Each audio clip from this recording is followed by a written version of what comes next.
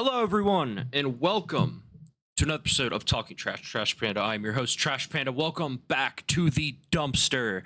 And today we are going to discuss the Monday Night Raw episode from May 18th, last night. I have a lot of thoughts about this, so let's just jump right into it. First thing we're going to talk about is Roman Reigns once again arrives without the World Heavyweight Championship, which is weird to me. You should always have that with you, I feel like, but that's neither here nor there. He gets the World Heavyweight Championship. Adam Pearce comes up and Roman says he's going to handle this. He's going to call out Jacob Fatu, and he comes out to the ring. But before he can, Jacob Fatu comes out to the ring, and Jacob Fatu says, "Hey, you're trying to say you're going to call me out, Roman? I'm right here, right now. Get your punk ass out of here so I can dog walk your punk ass." Jimmy and Jey Uso storm the ring. Jimmy cuts a really good promo on Jacob. That's probably the only good thing about this segment, and I'll get into why. But Jimmy cuts a great promo saying, like, "Hey, what the fuck are you doing? Hey, they're gonna fire you. You're gonna go. What are you gonna do? What's the play? You're gonna go back to prison?" Like, it's a hard hitting promo, and it's like, you know, I really enjoyed this from Jimmy. He's like, "We go back to that lifestyle. You're going back to prison. Is that what you want for your kids, for your wife, for the mother of your kids?" It's a great promo from Jimmy, and Jimmy has been a great mouthpiece for the Usos for a while now. And I'm not surprised that he was able to showcase that in this. Great promo from Jimmy, but this segment sucked in my eyes. Jacob takes out both the Usos. Roman comes to the ring. Roman then and Jacob tee off. They're battling. And the Roman Reigns and the Usos take out Jacob Fatu, and it's the same shit as last week. Then Adam Pearce says he's about to fire Jacob Fatu. But then Jacob Fatu says Roman Reigns, tribal combat. And Adam Pearce is like, "Don't do it. Don't do it." The Usos are like, "Don't do it." And he accepts. What the fuck are we doing?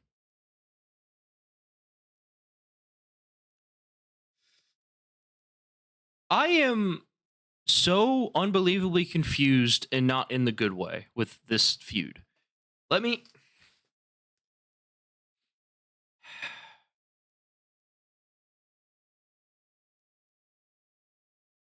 When you look at this feud, on paper, it's really good.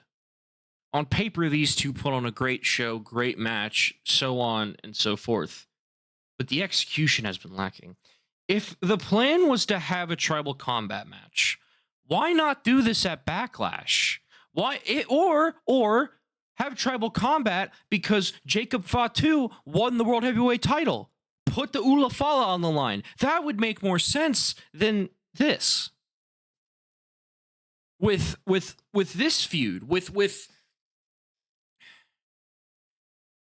what they're doing, it doesn't make sense to me. I don't understand, and it's not a good feeling. It's not like, "Oh, I'm excited to see what happens next week." This is stale. I don't want to see this next week, and it really takes down the show. Other than Jimmy, who almost saves this segment, it's a bad segment. It doesn't move forward this storyline anyway. It just adds a stipulation. It's like, oh, it's tribal combat.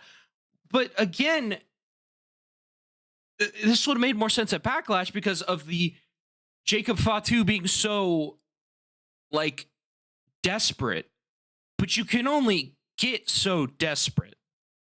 And so, again, we're left with the feeling of, what are we doing? And I could be in the wrong. You guys could enjoy this, but I personally just don't understand. And that's fine. It is what it is. Next up, we had the Finn Balor match. There's a vignette between them about their careers together. A great match. 3.5 stars. These two fucking kill each other in the finish. The shotgun drop kick. Balor connects the coup de grace with McDonough in a trash can. Holy fuck. What a brutal match. It showcased how good these two are in the ring with each other. It showcased why these two are good, and it ends this feud. Dom tried to get involved. It didn't work. There's a couple of cool maneuvers where Finn got an advantage. McDonough got hit with a 619 on accident. But man, the trash can coup de grace, I was like, damn. Because it looked like he fucking killed JD McDonough. And Balor moves on with the win, ending this feud, and hopefully onto something bigger and better. So, next up, Kathy Kelly had a backstage interview with Seth Rollins, and Kathy's asking the questions if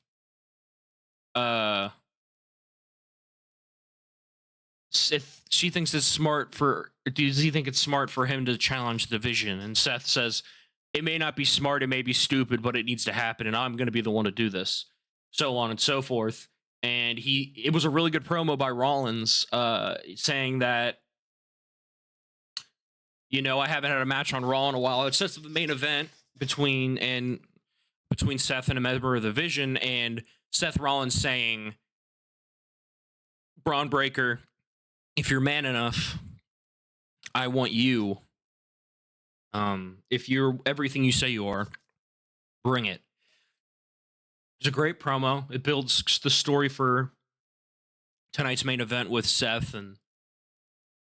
But after the commercial break, there's a backstage interview with Sol Ruca, and she says that she hasn't had the best debut here in Raw, but she's super stoked to battle the best women in the division. And then Becky Lynch comes out and says that you're 0-2.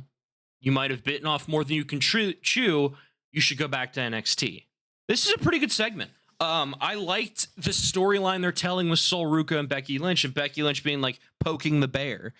Like, you know, you're not good enough to be here. You keep losing. If I were you, I'd go back to NXT where you actually won something. And then it leads to Sol going out to the ring.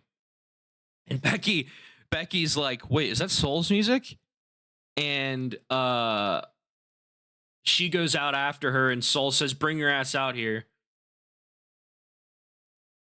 Sol Ruca saying, I'm not going to do this in the back. I'm going to do this in front of the people.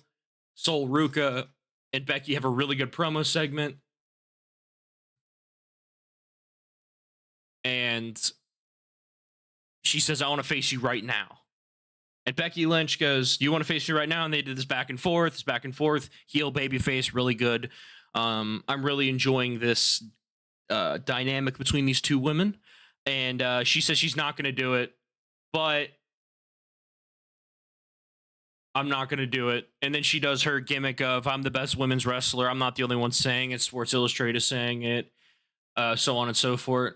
And then Becky, there's a part where Sol Ruca interrupts her and she goes, yes, here we go again. Now I have to start over again. And she starts saying it again. And it's really fucking funny for this segment. And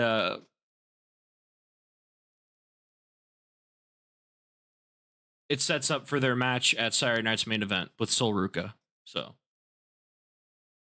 head of the Vision's locker room, Austin Theory says it's funny that every time a championship, the Street Profits don't. Theory asked Paul Heyman what's the plan for Saturday night's main event because they teased Saturday night's main event between Montez Ford, Angelo Dawkins, the Street Profits versus the Vision. Breaker does a Seth Rollins impression. Heyman and Rollins, he heard what Rollins had to say earlier. Breaker says that he wants the match. He needs it tonight. And Heyman thinks that it should be Austin Theory. Logan Paul is super happy about this. Again, don't understand what they're doing here. And then Braun Breaker goes, what are you doing? He tells the boys to leave and he goes, pulls Heyman inside and said, what are you doing? And Heyman's like, oh, well, now you know where he is, what he's going to do, what time he's going to be there. You can run this play. And then Braun Breaker says, like, the sound of that. This does nothing to further the storyline like Seth's did earlier. And again, it'll get, when I get my overall impressions of the show, we'll talk about how I feel about it. Next up, we had a 3 1/4 match between Los Americanos, El Grande Americano, and the Americanos Hermanos in a trios tornado match. It's a good match. I don't really have anything else to say about it. I mean, it was just a great match. It showcased Lucha Libre. It let Rio and Bravo as Los Americanos win via pinfall. Again, it was a great match. I don't really have anything to say on it. Next up, Roman Reigns will be putting his World Heavyweight Championship on the line against Jacob Fatu in a Tribal Combat clash in Italy. And then we have a history of the Tribal Combat. Kathy Kelly had a backstage interview with the Usos. And I like this. Jimmy and Jay are having their thing, and then LA Knight shows up. For the first time in 28 days, he shows up and says, what are we doing here? Like, what the fuck are we doing? He's like, I thought we were done with this. I thought you were done being his lackeys. I thought we were done. And it was a great promo by LA Knight. He says that the Usos are no better than the Vision. He's going to do what he has to do. And if that means getting his ass whipped, he's okay with that, because here's the deal. You do dirt, you get dirt. It means you do dirty, you get dirty. And then Jimmy, being the kind of like the mediator between Jey Uso and LA Knight, says, not now. So it's setting up a future feud with the Usos and LA Knight, and it's kind of been something that's been going on. I'm interested to see where they go with LA Knight with this. LA Knight was great in this promo. I think he did a great job, and welcome back. If he's back for good, I hope so, but if he's not, then he's not. Next up is a sit-down interview with Ethan Page. Honestly, might be best segment of the night. I really enjoyed this. Michael Cole questioning Ethan Page like, hey, you've got it all. You've got all of this. Why in the world are you acting this way with your ego? And Ethan says it's not ego, it's confidence, that I'm the best there is. And Ethan said that if he wins the IC title on Saturday, he will change the name of the title to the Ethan Page title. And that would be fucking hilarious. Now, I love the Intercontinental Championship. I love the title. But the idea of Ethan Page putting his face on the front of the title is so goddamn funny to me that I kind of want it to happen. This is a great segment. Michael Cole and Ethan Page did a great job with how they were doing this segment. What they were saying really hit home with me of developing the ego more of Ethan Page. Next up, we had a WWE Tag Team Championship match between Paige and Brie Bella and the Judgment Day. I would give this about 3 stars. Good match. Again, it just feels like they don't know what they're doing with this division, and now Paige and Brie will face the Irresistible Forces on Saturday night's main event. I don't know what they're doing with this division. The fact that Bayley and Lyra came out makes no sense to me, because Bayley and Lyra keep losing. So what's the point in having them like feud with any? If they're just gonna lose, then they're just jobbers. I get it, but I just didn't understand the ending of this match. I don't know what to make of it. But moving on, after Paige and Brie Bella retain, Seth Rollins runs into LA Knight, and this is a very good segment. LA Knight showcasing why he's one of the best on Raw with this segment. And I'll just run down what happens here. LA Knight and looks at Seth and says, "Are we gonna fight right now?" And Knight says that if he wants to fight for his main event match, take that jump. Knight knows exactly what's gonna happen in this main event. He's gonna get stomped out because he's been here before. All thanks to Seth Rollins, and now the chickens have come to roost, meaning the shoe's on the other foot. And he goes, Seth Rollins have a match with Austin Theory. He may even win tonight, but he's still going to get stomped out. Knight didn't like Rollins now, and he doesn't like him then. He doesn't like him now or then, but just because he's fighting the Vision, I really like this. The enemy of my enemy is not my friend. In matter of fact, he's glad Rollins is going to get his ass kicked. Knight respects the fact, however, that Rollins is fighting the Vision by himself. And, you know, he says that he respects that Rollins is going to go at this alone, but he's going to need help. And then LA Knight says, "But I'm not going to help you. Have fun getting stomped out." And he walks out, and Rollins is just stewing. LA Knight is so unbelievably good on the microphone that, like, little bits like this are always fantastic to me. Because it showcases his range. He can be a shitty heel. He can be a baby face. He can be in between. They just need to push him. So, next up, we had a very, very cool Penta vignette with a lot of fire about what's going to happen at Saturday night's main event. And then the moment of the night, the Obafemi Open Challenge. What can I say? Oba comes out to the loudest pop he's gotten probably in WWE. The crowd chanting Oba. They're fucking, everyone's loving it. He's doing his strut. And I'm sitting there and I'm going, wow, this is a man that's over. Oba comes in. Does his pose. And then the unthinkable happens. Brock Lesnar's back.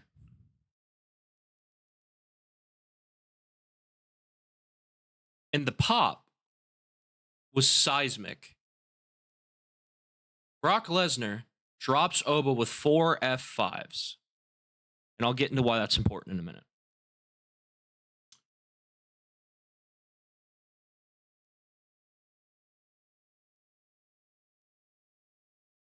Brock did not pull the wool over anybody's eyes. Brock did retire. Let me get that perfectly clear. He unretired. We'll get into why with later in the segment.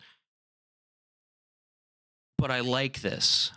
Think about it from this perspective, from a storytelling perspective. Obafemi, since retiring Brock Lesnar, faced Otis, dominated Otis. Last week, everyone was afraid of Obafemi, didn't want to face him, so Oba found 2 opponents and dragged him out. He's a dominant force. He looks like an unstoppable beast. And then Brock comes back and drops him with 4 F5s. It took 4, not 1. It took 4. That's important. It showcased that the F5 was not good enough the first time. It had to do it 4 times. Brock didn't say anything. Brock didn't. He just looked at Oba, and Oba was selling it like crazy. What does this mean going forward?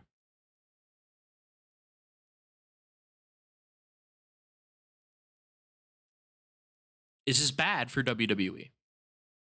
These are all great questions. I think I have the answer. Brock coming back is a good thing for this feud. After WrestleMania, a lot of people were saying this feud didn't get enough time. We want more. And that kept going. Oba's over as hell. His match with Brock was fantastic, but a lot of people want more.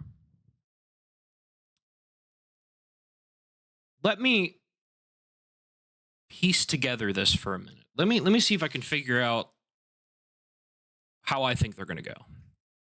This can go one of 2 ways. 1, Brock wins at Clash at Italy, or Oba wins. Momentum for King of the Ring before SummerSlam. If Brock wins at Clash in Italy, it'll be Obafemi Brock Lesnar SummerSlam. Obafemi will retire Brock Lesnar. If Oba wins, he has climbed the mountain again. And that's momentum for King of the Ring. Setting up for his world title win. I really like this. I was stunned when I saw Brock because I thought, oh, he took off his gloves, he took off his boots, he's done. And he was. Even Paul Heyman had no idea. But he said, if you can get Oba to sign this contract with Adam Pearce, he said that you'll have the biggest rematch in WWE history. And it sucks because I know this is going to open the show. The main event's going to be Roman Fatu, followed by Cody, Gunther. And it's like, I don't care about I literally said after Brock came out, I said, I no longer care about the Fatu Roman feud. I want this. I need this. This is must see. This is the marquee. This is the main event. There's so much story. This man retired me. Now I'm back. I've trained as hard as I could. I'm back, and I'm going to beat him to prove that I can still hang. And if I can't, I'm done. Great story. Great segment. I want it to main event Clash in Italy, but it's not going to, which is unfortunate. But the only thing I'm invested in Raw is this. Is Obafemi and Brock Lesnar now.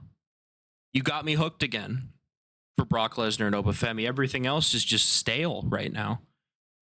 So this is what saves this show for me from being like a 2-star. But I'm interested to see where they go. And it's a good feeling. It's a great feeling. Unlike the Fatu Roman feud, where I am confused and I don't care where they go. And I'll get into the Seth Rollins Braun Breaker in a minute. But this, I am invested. I am interested. Where are we going to go with this? What's the plan? I'm looking forward to this match. I'm not looking forward to Fatu Roman. But this I can get behind. I'm interested to see what happens. And I hope you all are as well. I hope you are as locked in with this as I am.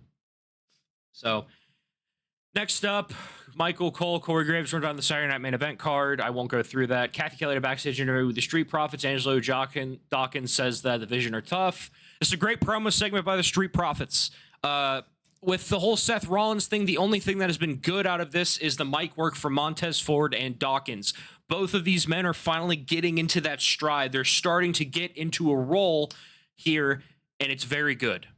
And the storyline, and this is the problem, is there's good storyline in this feud, and there's also bad, and we'll get to that, in my opinion. So Dawkins and Montez are kind of having this infighting thing of, don't help Rollins. You're going to get your ass beat. Don't help Rollins. He's only bad. He's terrible. Don't do it. Don't do it. And Dawkins just goes, well, goes up to Rollins, says, hey, we don't got to be friends. We don't even have to trust each other. He can't speak for Tez, but he's thankful for Rollins helping out. And Rollins cuts him off and says that, I know I have no friends. I know no one's going to help me. I understand all that. But I appreciate that you, man-to-man, came up and said that to me, and I'm thankful that you did so. He apologizes for Breaker spearing him and says he has to get focused for this match. Teasing Dawkins helping Rollins. I like this. I like this that Dawkins is, repaying the favor. It's a continuation. It's good storytelling that Rollins is all alone, but Dawkins is like, no, man, I'll help you fight the Vision, but it's this pushback from Seth. So I really enjoy that portion of it. Now let's get to the stuff that I don't like. The main event, 4 stars. These two put on a great match.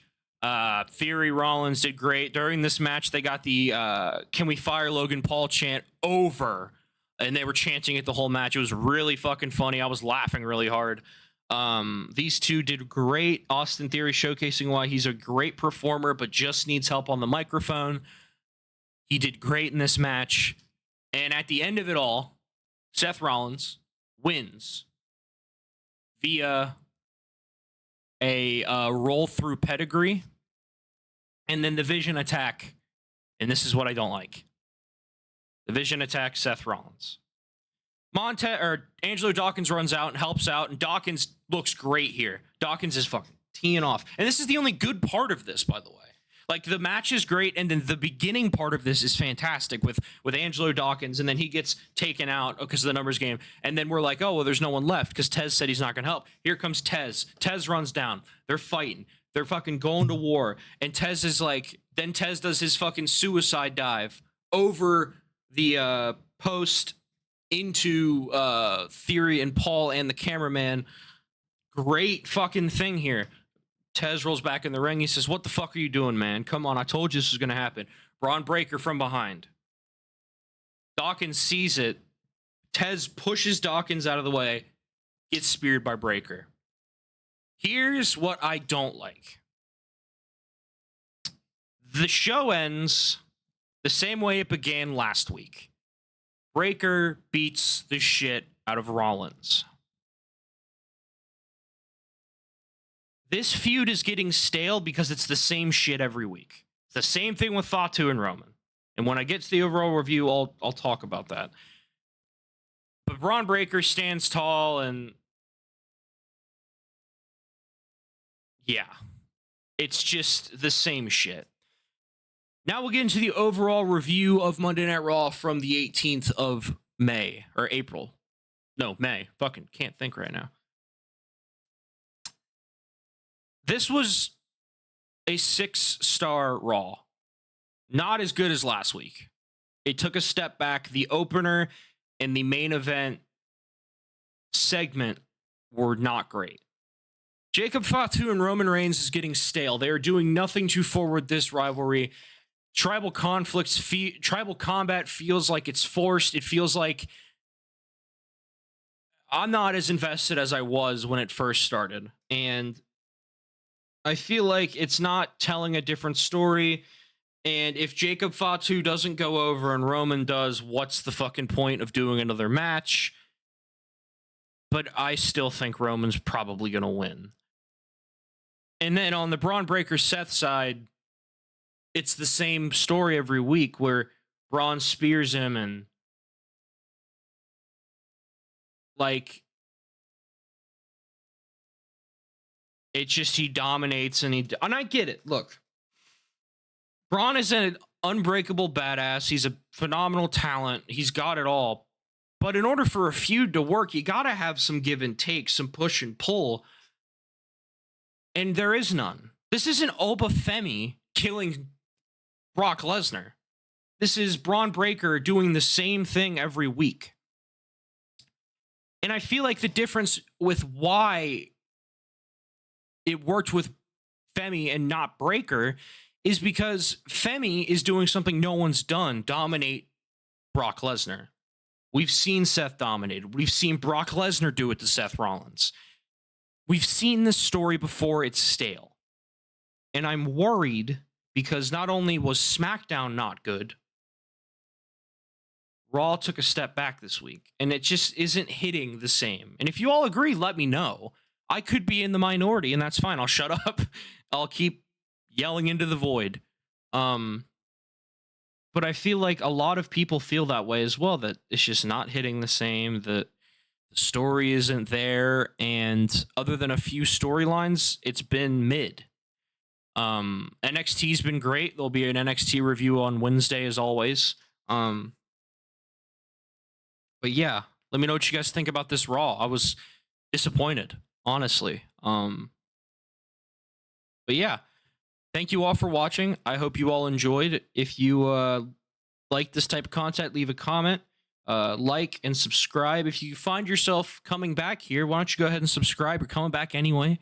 And yeah, I appreciate you all hanging out with me in the dumpster and talking trash. And yeah, I will see you all on Wednesday for the NXT review. Have a great rest of your night.